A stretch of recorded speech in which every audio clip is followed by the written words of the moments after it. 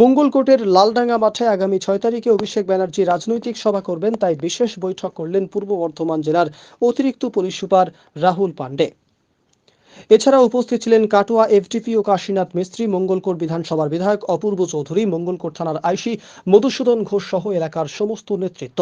মূলত আজকের বৈঠকে হেলিপ্যাড, পানীয় জল, আগত মানুষজন কিভাবে বসবেন, তাদের চিকিৎসা পরিষেবা নিয়ে আলোচনা হয়।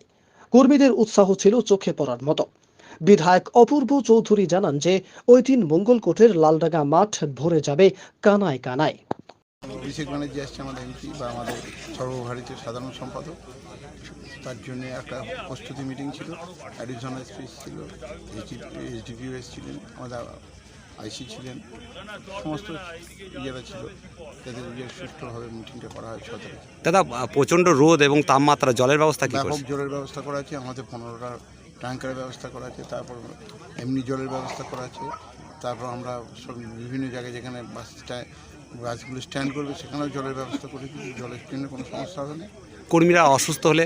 কর্মীরা আসছে, সামনেই তো আমাদের হসপিটাল, 100 মিটারের মধ্যে আমাদের হসপিটাল, সেটা কোনো অসুবিধা হবে না। আর আশা করি সব জায়গায় তো হচ্ছে, কর্মী তো অসুস্থ হবে না। কর্মীদের উৎসাহ কত দেখতে পাচ্ছি? কর্মীদের উৎসাহ সেই দিন দেখা যাবে যে গোটা, আমার তো ধারণা গোটা নতুন হাট সেই দিন স্তব্ধ হয়ে যাবে।